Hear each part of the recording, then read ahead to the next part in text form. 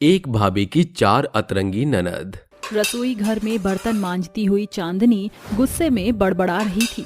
हाँ, वैसे तो चारों की चारों बहुत भरोसा दिलाती थी कि भाभी को कुछ नहीं करने देंगी, मगर अब तक चारों बहनों की बिछौना तोड़ने से फुर्सत ही नहीं मिली। जाने कैसे अतरंगी बेढंगी ननद पल्ले पड़ी हैं।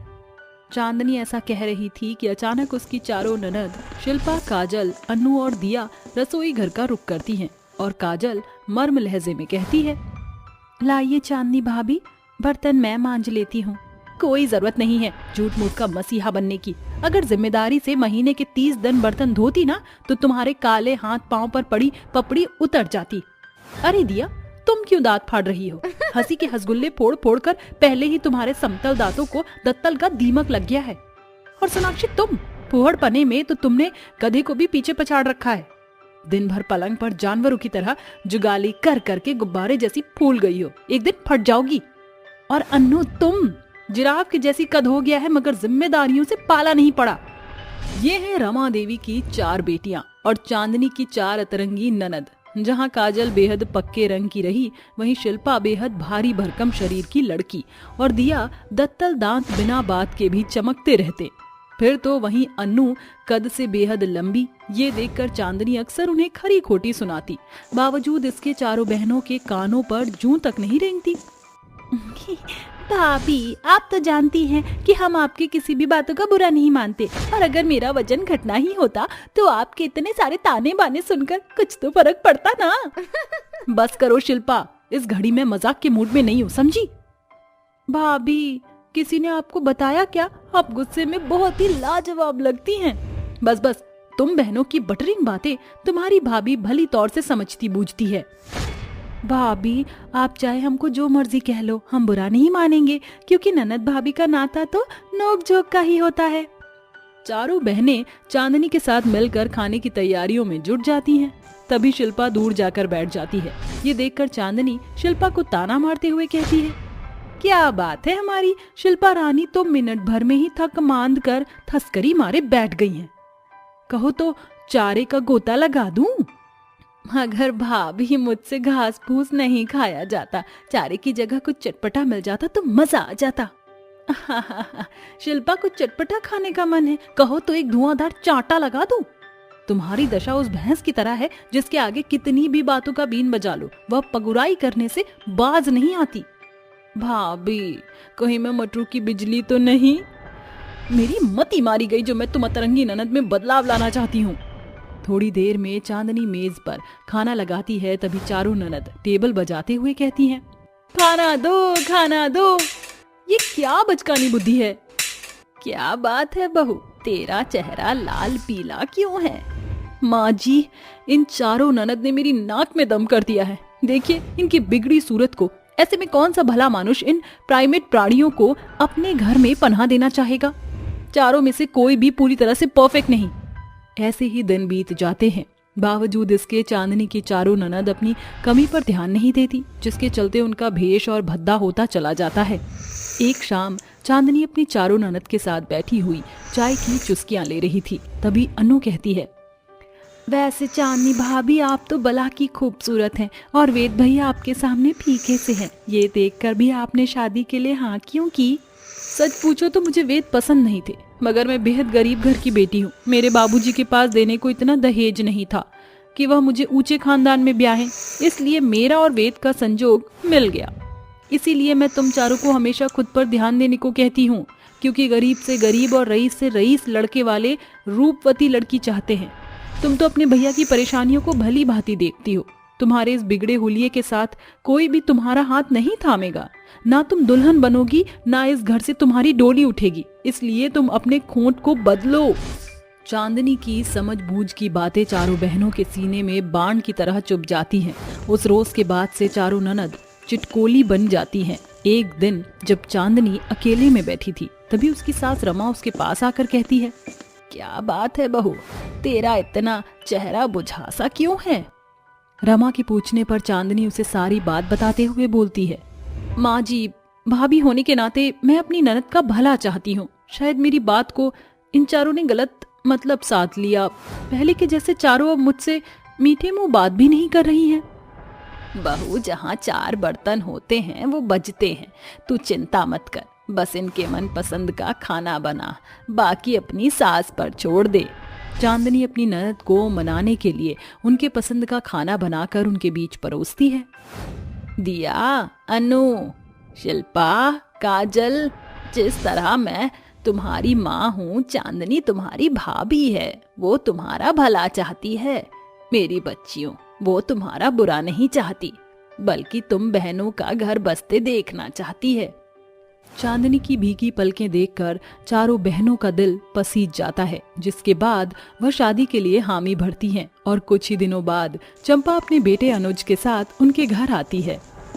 क्या हुआ आंटी जी, कोई परेशानी है क्या? जब से आप आई हैं बस दीवारें देख रही हैं। अरे बेटी, जब तक लड़की नहीं आएगी तो नजर तो दीवारों पर जाएगी।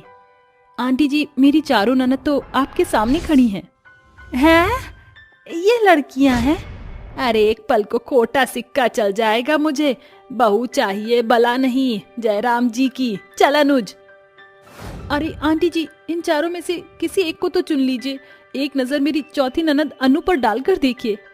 अरे इसने तो कद काठी में बच्चन साहब को भी कतार में पछाड़ दिया। अरे इन्हें ब्याह से ज्यादा बदलाव की जरूरत है। एक का रंग इतना पक्का तो ये भैंसिया एक बार जहाँ थस्करी मार कर बैठ जाए तो 4 जन लगेंगे उठने में। अरे घर के खत्ते खाली हो जाएंगे इसका पेट भरते भरते। और ये दत्तल तो सबसे एंटीक पीस है। मेरी मानो तो इन चारों को खच्चर के खूंट से बांध दो।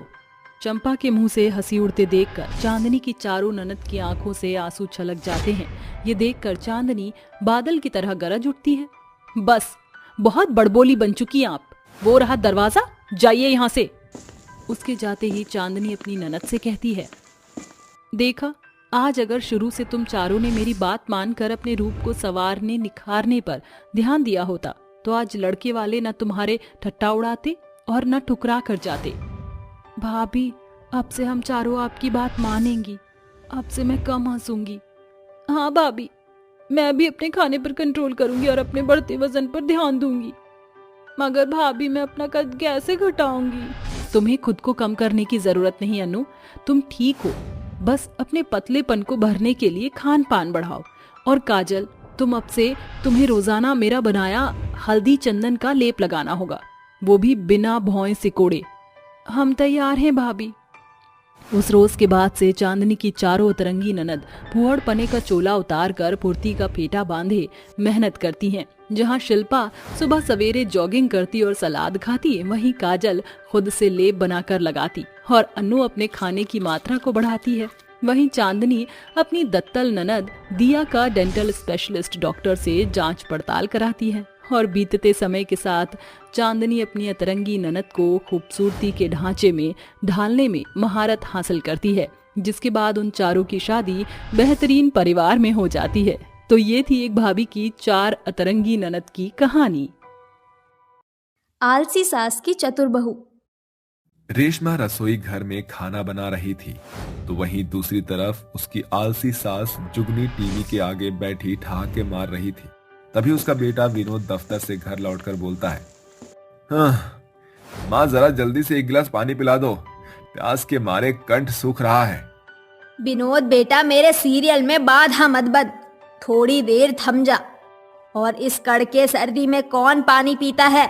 सास का आलस देखकर बहू बोलती है, ये सासू माँ का आलसीपना तो जाड़े के साथ और जोर पकड़ रहा है। अब मुझे ही कोई पैरवी पैतरा अपनाना पड़ेगा, वरना माँ जी का बढ़ता आलस उन्हें बीमार के बिछौने पर पटक देगा। थोड़ी देर में सभी जन रात का खाना खाने बैठ जाते हैं। तभी बृजमोहन बोलता है, अरे बहू, ये तेरी सास की कुर्सी आज फिर खाली है। अब आज कौन सी नई बीमारी पैदा हो गई इसके शरीर में? वो ससुर जी, माँ जी कमरे में ही खाना खाएंगी, उन्हें पेट दर्द है। अरे हाँ, मोहतरमा को खाते खाते टीवी की टिमटिमाहट भी तो चाहिए, वरना खाना कहाँ हजम होता है। सभी के खाना खाने के बाद रेशमा अपने खाने की थाली लेकर अपनी सास के पास जाती है। खाना देखकर जुगनी टूट पड़ती है। माँ जी, आपने खाने से पहले हाथ तो धोया ही नहीं। अरे बहू, भूख के आगे हाथ धोना किसे सूझता है? और सर्दी में तो वैसे भी पानी से बचना चाहिए। अपनी आलसी सास का बेतुका जवाब रेशमा को सोच में डाल देता है और वो रात भर सोचती है। माँ जी को समझाने बुझाने का कोई फायदा नहीं। अब मुझे उन्हें कामों में ही उलझाना पड़ेगा, तभी जाकर माँ जी फुहरपने के जगड़न से बाहर निकल पाएंगी। चतुर बहू बल की बजाय बुद्धि से काम लेते हुए ये बात अपने पति और ससुर से साझा करती है। हाँ रेशमा, माँ को आलस से बाहर निकालने के लिए अब ऐसा ही करना पड़ेगा। अगली सुबह रेशमा रसोई में काम कर रही होती है, अपनी सास के कमरे से बाहर आने का इंतजार करती है। तभी उसे बाहर आता देखकर रेशमा कहती है, माँ जी, बाबूजी का हरे चने की सब्जी खाने का बड़ा मन है, इसीलिए मैंने सब्जी वाले से सवेरे सवेरे ही चने की झाड़ खरीद ली। आप बस बैठे बैठे इनके दाने निकाल दीजिए। अरे बोलो भला, बहू के रहते सास का काम धाम करना शोभा देता है क्या? हाँ, ये तिकड़मबाजी तू ही कर।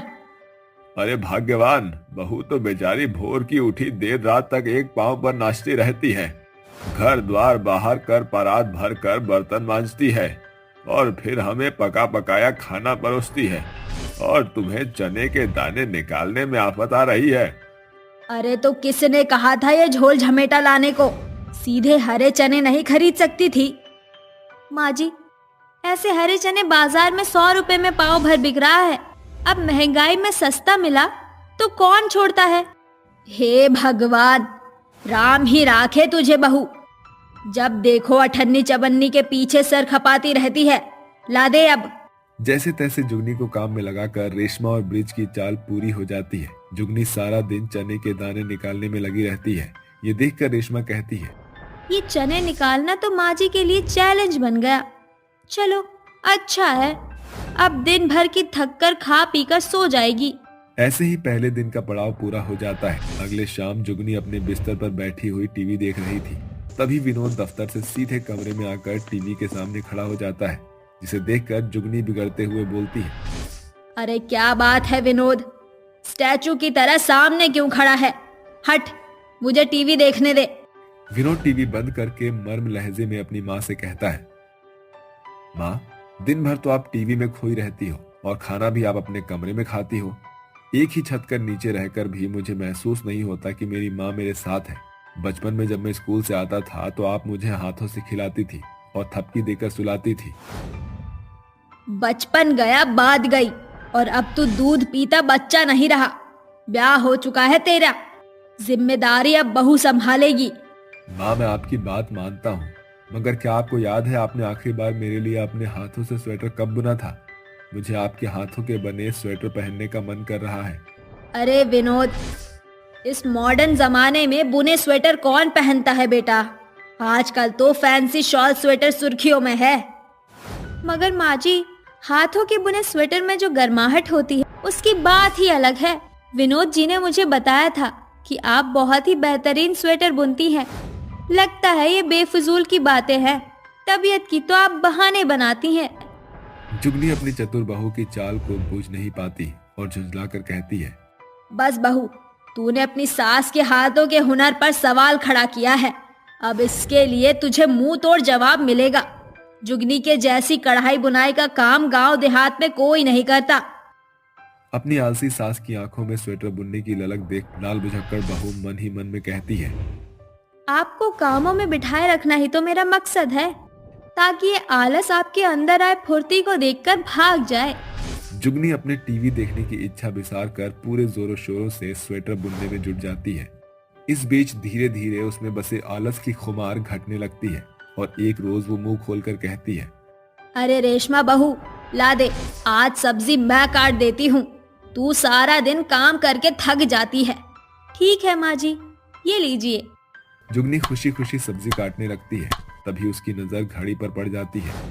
क्या बात है माँ जी, आपकी निगाह घड़ी पर क्यों जा रही है?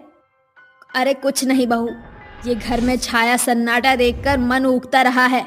ये बची खुची सब्जी तू काट लेना, मैं मेरे कमरे में जा रही हूँ। इस तरह आलस में घिरकर जुगनी आधा अधूरा काम छोड़कर अपने कमरे में जाकर टीवी देखते हुए घोड़े बेचकर सो जाती है। समय बीतता है। फिर एक दिन, अब मेरी छोटी मोटी बहानेबाजी से बात नहीं बनने वाली। माँ जी को उनके फुहारपन से पूरी तरह निकालने के लिए मुझे कुछ बड़ा करना होगा।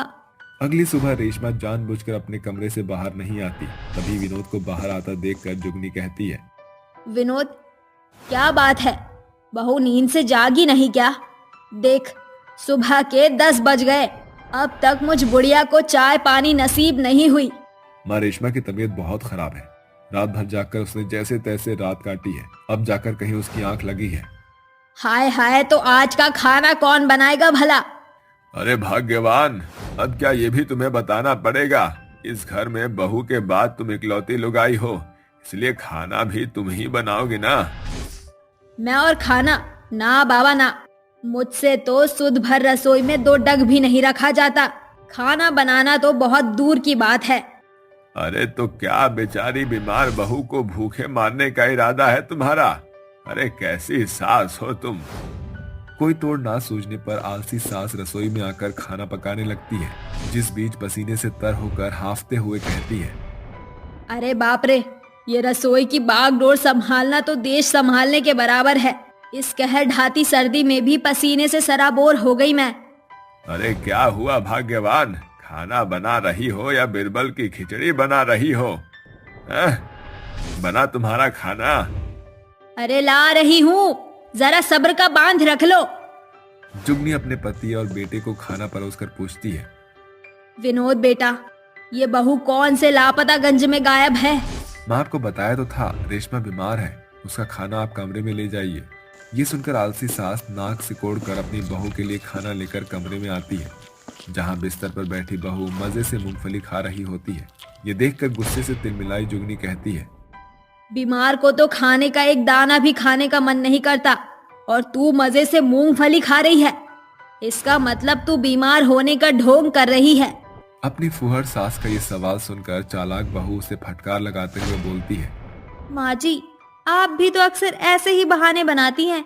सारा दिन आप टीवी में उलुल जुलुल कहानी देखकर, सांझ की बेला बीतते ही पेट दर्द का बहाना बनाकर अपने कमरे के पलंग पर पसर जाती हो। मैंने आपकी आदत को बदलने की बहुत कोशिश की, मगर आप टस से मस नहीं हुई। इसीलिए अंत में थक हार कर मुझे आपके ही तरीके से जवाब देना पड़ा। रेशमा की उस फटकार के बाद जुगनी में समाया फुहड़पन हमेशा के लिए गायब हो जाता है और वो पहले की तरह अपनी जिम्मेदारियां निभाने लगती है। देहाती बहू के घर आई 2 बिलायती ननद। अरे लड्डू की अम्मा, कहाँ हो?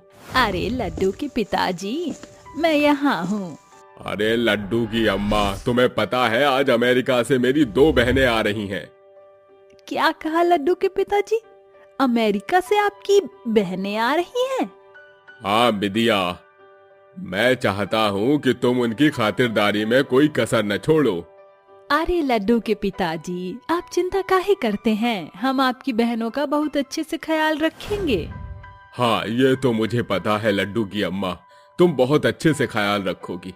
चलो मैं उन्हें एयरपोर्ट लेने जा रहा हूँ, जब तक तुम घर की साफ सफाई अच्छे से कर लो।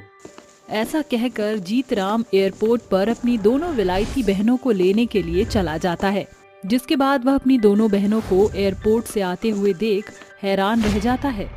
अरे मोरी मैया, ये क्या देख लिया मैंने? मेरी बहनों ने ये कैसे कपड़े पहने हैं? जैसे ही जीतराम अपनी दोनों बहनों को देखता है, वह उनको उनके नाम से पुकार कर कहता है, अरे चमेली, चांदनी, तुम दोनों आ गई। और तुमने ये क्या पहना है? ऐसे कपड़े पहनकर गांव जाओगी तुम? अरे अगर ऐसे जाओगी तो गांव के सभी लोग मेरे ऊपर थू थू करेंगे। अरे भैया, चांदनी क्यों बोल रहे हो? मेरा नाम साइना है, साइना। और भैया, मेरा नाम चमेली नहीं, चेरी है, चेरी। अरे चांदनी, चमेली, तुम दोनों अपने जितने भी नाम बदल लो, मेरे लिए तो तुम चांदनी और चमेली ही रहोगी। अब चलो, तुम्हारी भाभी तुम्हारा घर पर इंतजार कर रही हैं। ऐसा कहकर जीतराम उन्हें घर ले आता है। रास्ते में जब गांव के सभी लोग चांदनी और चमेली को देखते हैं तो सभी उन्हें घूरने लगते हैं। अरे भैया, ये गांव के सभी लोग हमें ऐसे क्यों देख रहे हैं? मुझे तो गांव में आकर ऐसा लग रहा है जैसे बावली गांव में ऊंट आ गया। ये सब तो तुम्हारे उन कपड़ों का कमाल है। अरे विदेश में मैंने तुम्हें अपनी संस्कृति को बदलने के लिए नहीं भेजा था। अहो भैया, ये तो आजकल का फैशन है, फैशन। क्या साइना, तुम भी किसको समझा रही हो? भैया तो आज भी गांव के गवार ही हैं। देख चमेली, फिर से मुझे अगर गवार कहा तो अच्छा नहीं होगा। ओहो भैया, कितनी बार समझाया है मैंने आपको, मेरा नाम चमेली नहीं, चेरी है। अरे मेरे लिए तो तुम चांदनी और चमेली ही रहोगी, चाहे कितना भी मुझे समझा लो। चलो अब घर आ गया। जैसे ही वह अपने घर के आंगन में आकर खड़ी होती है, उनके पैर गोबर में धंस जाते हैं। छी छी छी छी छी यार, कितना गंदा है ये, कितनी गंदी बदबू आ रही है। शिट यार, मेरी पूरी सैंडल ही गोबर में गंदी हो गई है। तभी बिंदिया उन दोनों को देखकर कहती है, इन्हें देखकर मालूम पड़त है इनकी विलायती बहनें आ गई। अरे लड्डू की अम्मा, वहाँ खड़ी खड़ी मुंह क्या देख रही हो? अपनी ननद का स्वागत नहीं करोगी? अरे लड्डू के पिताजी, स्वागत तो हुई गवा। इन्होंने आते ही पोते पोताए आंगन में अपने पैर छपाकर ही अपना स्वागत कर लिया है। मुझे इसकी बदबू बर्दाश्त नहीं हो रही। मुझे लग रहा है कि मैं अभी बेहोश हो जाऊंगी। अरे लड्डू की अम्मा, जाओ मेरी बहनों के पैर दबा दो। अगर विलायत से आई है तो इन्हें यहाँ की आदत नहीं है। हाँ लड्डू के पिताजी, अभी धुलवा देती हूँ। बिंदिया, चमेली और चांदनी दोनों को ले जाती है और उनके पैर धुलवाती है, जिसके बाद वह दोनों को खाट पर बैठने के लिए कहती है, तुम दोनों यहाँ पर बैठो, मैं तुम्हारे लिए चाय बना कर लाती हूँ, लेकिन उससे पहले मुझे अपनी गोरी से दूध निकालना पड़ेगा। बिंदिया ऐसा कहकर सामने खड़ी उसकी गाय, जिसका नाम उसने गौरी रखा हुआ था, वह उसके स्तन पकड़कर एक लोटे में दूध निकालने लगती है, जिसे देखकर चमेली का मन खराब हो जाता है और वह उसी समय उल्टी कर देती है। अरे चेरी, ये क्या हो गया है तुम्हें? अगर तुम ऐसा करोगी तो मुझे भी उल्टियां हो जाएंगी। हे भगवान, ये हमारी गवार भाभी कैसी है? बताओ, इस गाय के निकले हुए दूध की चाय हम कैसे पिएंगे? बिंदिया दूध ले जाकर चाय बनाना शुरू करती है। थोड़ी ही देर में बिंदिया अपने कमरे से साड़ी निकाल कर लाती है और अपनी दोनों ननद को देते हुए कहती है, लागत है तुम्हारे अमेरिका में कपड़े की बहुत कमी है, तभी तो तुमने आधे नंगे कपड़े पहने हुए हैं। मेरी मानो, इन साड़ियों को पहन लो, नहीं तो गांव वाले तुम्हारा मजाक उड़ाने लगेंगे। ओहो, तुम जैसे गवार औरत को आखिर कैसे पता होगा इतने फैंसी और लेटेस्ट मॉडल वाले कपड़े के बारे में? तुम्हें पता भी है ये कपड़े कितने महंगे हैं? तुम्हारी इस 2 कौड़ी की साड़ी से तो बहुत महंगे हैं। ओह प्लीज, तुम हमसे दूर रहो। तुम तो हमारी भाभी कहलाने के लायक भी नहीं हो। तुम्हारी जैसी गवार और बिल्कुल गवार भाभी हमारी कैसे हो सकती है? बिंदिया यह सुनकर उदास हो जाती है, जिसके बाद वह चुपचाप जाकर चाय बनाने लगती है। बिंदिया अपनी दोनों ननद को चाय लाकर देती तो उसकी दोनों ननद चाय तक नहीं पीती। देखते ही देखते चांदनी और चमेली दोनों ही बिंदिया को बहुत ज्यादा नखरे दिखाने लगती हैं। ऊपर से वह छोटे छोटे कपड़े पहनकर गांव में यहाँ से वहां घूमती रहती है। एक दिन बिंदिया की पड़ोसन राधिका उससे कहती है, अरे बिंदिया, तेरी इन बेलायती ननद को तो समझाती क्यों नहीं है? भला इतने छोटे छोटे कपड़े पहनकर गांव में घूमेंगी तो हमारे गांव के जवानों का क्या होगा? अब क्या बताऊं राधिका बहन, इतना तो समझाती हूँ अपनी ननद को, लेकिन बेलायती है ना, हमारे बस में कहाँ आएंगी। ऐसे ही धीरे धीरे कुछ दिन बीत जाते हैं, जिसके बाद चांदनी और चमेली के शहर से कुछ दोस्त उनसे मिलने आते हैं। शुक्र है रोहन, तुम यहाँ आए तो सही। मुझे तो इस गांव में हर तरफ गवार और देहाती लोगों के अलावा और कोई दिख ही नहीं रहा था। राघव, काफी टाइम हो गया है, मैंने कोई पार्टी शार्टी नहीं की है। चलो क्यों ना आज एक पार्टी ही कर ले। अरे हाँ हाँ, क्यों नहीं, काफी समय बाद हम लोग मिले हैं, एक पार्टी तो बनती है। तो आज की रात हम लोग घूमने के लिए बाहर चलेंगे, मैं अपनी कार ले आऊंगा। वह सभी पार्टी का इंतजाम करने लगते हैं, जिसके बाद रात के समय चांदनी और चमेली अपने दोस्तों के साथ पार्टी करने के लिए बाहर चली जाती हैं। लेकिन पार्टी के बहाने रोहन और राघव दोनों ही चांदनी और चमेली का फायदा उठाने की कोशिश करते हैं। अरे ये लो और पियो, देखो इतनी सारी शराब मैं तुम्हारे लिए ही तो लेकर आया हूँ। अगर और शराब पी तो अब मैं बेहोश ही हो जाऊंगी। बस करो रोहन, अब मैं और नहीं पी सकती। देखो, मुझसे चला भी नहीं जा रहा। अब तुम दोनों हमें घर तक छोड़ आओगे।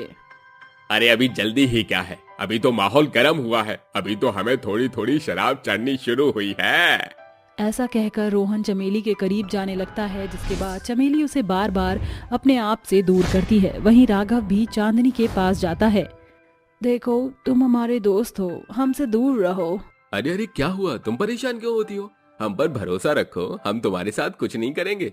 तभी वहाँ पर जीतराम और बिंदिया दोनों पहुँच जाते हैं और राघव और रोहन को ऐसा करते हुए देख आग से बबूला हो जाते हैं। जिसके बाद बिंदिया एक डंडा उठाती है और जीतराम और राघव उसके साथ ही रोहन को पकड़ लेता है। अरे ससुरा का नाती, तोहार इतनी हिम्मत की तो हमारी ननद के ऊपर बुरी नजर डालोगे? रुक, आज हम तुम्हें संस्कृति का एक एक पाठ पढ़ाएंगे। अरे लड्डू की अम्मा, जितना भी आज तक देसी घी तुमने खाया है, आज उस देसी घी को इन दोनों के ऊपर अच्छे से निकालना। बिंदिया डंडा उठाकर राघव और रोहन के ऊपर बजाना शुरू कर देती है। इतना पिटने के बाद रोहन और राघव दोनों जीतराम और बिंदिया से माफी मांगते हुए कहते हैं, हमें माफ कर दो, हमसे बहुत बड़ी भूल हो गई। आज के बाद हम कभी भी किसी लड़की के साथ ऐसा नहीं करेंगे। हमें हमारा सबक मिल गया है, इसलिए हम तुम्हारे आगे हाथ जोड़ते हैं, हमें छोड़ दो। जीतराम उन दोनों को छोड़ देता है, जिसके बाद वह अपनी दोनों विलायती बहनों से कहता है, अरे देखा तुम दोनों की आजादी के चलती आज तुम दोनों की इज्जत तुम्हारे हाथ से चली जाती। हमें सब समझ आ गया है, हमारी गलती के लिए हमें माफ कर दीजिए।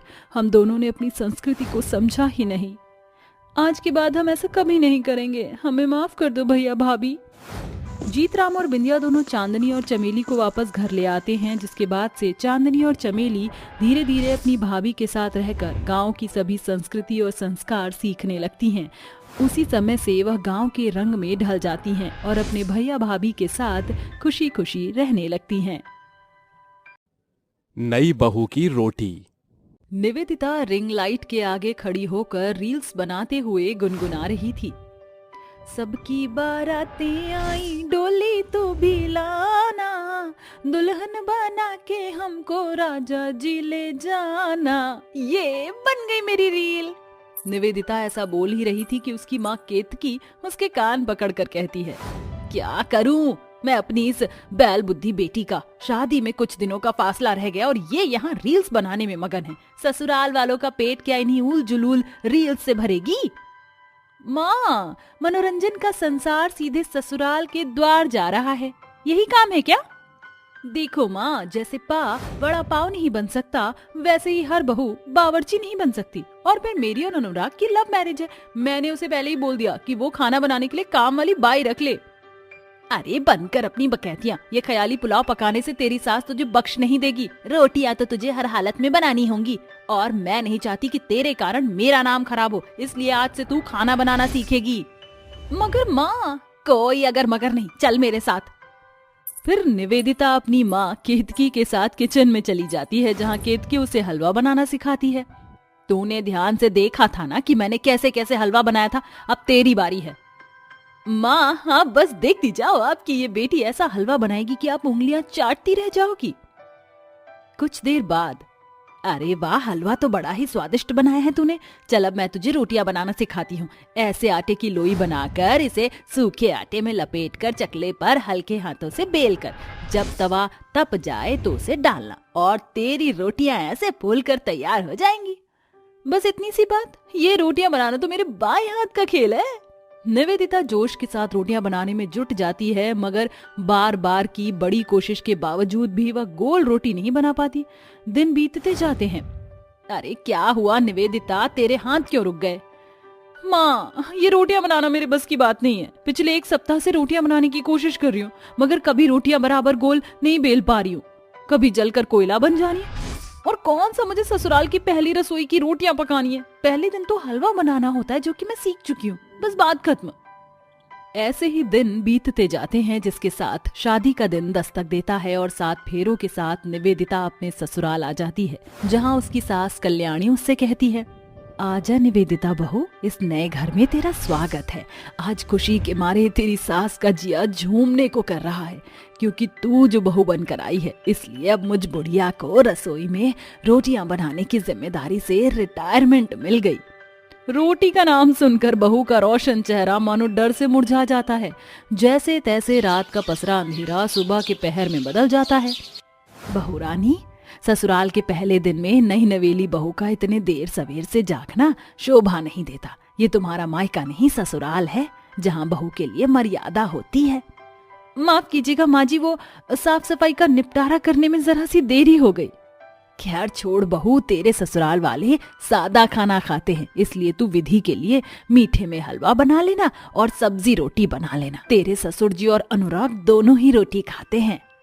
जी माँ जी। सास के मुंह से रोटियों की फरमाइश सुनकर बहू बेचारी सोच में पड़ जाती है, जिसके बाद सास रसोई घर से रुखसत हो जाती है और बहू बोलती है, आज तो मैं बुरी फंस गई। मुझसे तो गोल रोटियां बेली नहीं जाती। पहले हलवा बना लेती हूँ। बहू झटपट से हलवा बनाकर तैयार कर देती है और गहरी सांस भरते हुए बोलती है, हलवा तो बन गया, अब रोटियों की बारी है। पहले फटाफट से आटा गूंथ लेती हूँ। हड़बड़ाहट में आकर निवेदिता आटे में बहुत ज्यादा पानी डाल देती है, जिस कारण उसके हाथ गीले आटे में लथपथ हो जाते हैं, जिसे देखकर वो भौएं चढ़ाकर भिनकते हुए बोलती है, आटा तो एकदम लेई बन गया, अब इससे रोटियों की लोई तो बनने से रही, क्या करूं? निवेदिता ऐसा सोच ही रही होती है कि उसकी आंखों के आगे अपनी माँ की छवि छिटक पड़ती है। माँ ने मुझे सिखाया था कि जब आटा गीला हो जाए तो उसमें सूखा आटा मिलाना चाहिए। कुछ देर बाद अब ये आटा रोटियां बनाने लायक तैयार हो गया है। इसके बाद बहू रोटियां बनाने लगती है, मगर लाख कोशिशों के बाद भी ना तो बहू गोल रोटियां बेल पाती है, ना ही उन्हें अच्छे से पका पाती है, जिसे देखकर बहू चिढ़कर बोलती है, लगता है आज ये रोटियां मेरी लंका लगवा के मानेंगी। अरे बहू, नहीं बनी क्या रोटियां? सास की खड़ी बोली सुनकर नई बहू बड़बड़ाती हुई बोलती है, चल निवेदिता, अब जो होगा देखा जाएगा। जैसे ही बहू मेज पर खाना परोसती है, सास जली हुई रोटियों को देखकर बहू पर बिगड़ते हुए बोलती है, हाय हाय, अरे नई बहू ये क्या है? रोटियां हैं माँ जी। अरे कमबख्त, ये कैसी जली हुई रोटियां बनाई हैं तूने? अरे रोटियां बेलते वक्त बेल्जियम का नक्शा दौड़ रहा था क्या तेरे दिमाग में, जो आड़ी तिरछी रोटी बेल डाली? बुत बनी खड़ी क्या है नई बहू? आंख मूंद कर रोटी बना रही थी क्या, या फिर रोटियों को ज्वालामुखी की भट्टी में जलने को छोड़ दिया था? सास के कड़वी बातों की बौछार सुनकर बहू बेचारी अपने बचाव में अटपटा सा जवाब पेश करती है, माँ जी, आप बेवजह मुझ बेचारी बहू पर बौखला रही हैं, क्योंकि सारी गलती इन रोटियों की है, जो मेरे सुंदर रूप को देखकर जल बुन गई। बहू के बेतुके बहानेबाजी को सुनकर सास माथा पकड़कर बोलती है, अरे बस कर मेरी नकारी बहू, अपनी गलतियों पर पर्दा डालने के लिए झूठ मूठ की बड़ाई क्यों कर रही है? तेरी बेढंगी रोटियां चीख चीख कर बतला रही हैं कि तुझे रोटी बनाने नहीं आती। मैं क्या करूं माँ जी, चाहे लाख कोशिश क्यों ना कर लूं, मेरी रोटियों में कोई ना कोई कमी रह ही जाती है। कभी आटा गीला हो जाता है तो कभी रोटियां गोल नहीं बेली जाती, और सब कुछ सही हो जाए तब जलन के मारे ये रोटियां जल भुन जाती हैं। हाय री मेरी फूटे करम, ऐसी बहू पल्ले पड़ी है जिसे सुध से एक रोटी बनानी भी नहीं आती। अरे मेरे नकारे औलाद, तेरे मुंह में दही जम गई है क्या? चुप क्यों है? सारी गलती मेरी ही है, जो समधन जी लंबी लंबी बातें फेंकती गई और मैं उसे लपेटती गई, और निकम्मी बहू ब्याहलाई। माँ निवेदिता ने मुझे पहले ही बता दिया था कि उसे खाना बनाना नहीं आता, मगर उसने कोशिश की और देखो कितना अच्छा हलवा बनाया है उसने। धीरे धीरे रोटियां बनाना भी सीख जाएगी। अनुराग सही कह रहा है भाग्यवान, क्योंकि कोई भी काम इंसान पेट में से सीख कर थोड़े आता है, सभी यही तो सीखते हैं। अपने पति और बेटे की बात सुनकर सास की नजर अपनी बहू के उतरे हुए चेहरे पर घिर जाती है, जिसे देखकर सास का मन पसीज जाता है और वह बोलती है, बहू चिंता ना कर, आज से तुझे तेरी सास रोटियां बनाना सिखाएगी। अपनी सास का समर्थन भरा रुझान देखकर बहू के चेहरे पर घिरा खौफ खुशी में बदल जाता है, जिसके बाद बहू अपनी सास से रोटी बनाना सीखती है। देख बहू, लोई को सूखे आटे में लपेटकर चकले पर रखकर हल्के हाथों से बेलना है, जिससे रोटी घूमती हुई गोल हो जाएगी, और जैसे ही तवे से भपका उठे तो रोटियां उस पर डाल दे, और जब रोटियां ऐसे फूल जाएं तो समझ लेना कि रोटी अच्छे से सिक गई है। अब तू बना कर देख। ठीक है माँ जी। अपनी सास के बताए अनुसार बहू रोटियां बनाना शुरू करती है। माँ जी, इस बार भी रोटी पूरी तरह से गोल नहीं हुई, कहीं से पतली तो कहीं से मोटी हो गई। तो क्या हुआ बहू, इंसान गलतियों से ही तो सीखता है, फिर कोशिश कर। ऐसे ही नई बहू हर दिन अपनी रोटी बनाने की कोशिश को करती जाती है। बीतते दिनों के साथ उसकी रोटियों की बनावट निखरती जाती है, और कई दिनों की बड़ी कोशिश के बाद आखिरकार बहू एकदम बेहतर रोटियां बनाना सीख जाती है। देखिए माँ जी, मेरी रोटी कैसे गोलगप्पों की तरह फूल रही है, आज मैं बहुत खुश हूँ। अरे तुझसे ज्यादा खुश तो मैं हूँ बहू, क्योंकि अब मुझे बेल्जियम और भारत के नक्शे जैसी जली भुनी रोटी से निजात जो मिल गई। आखिर में सास की ये बात सुनकर बहू ठहाके मारकर हंस पड़ती है।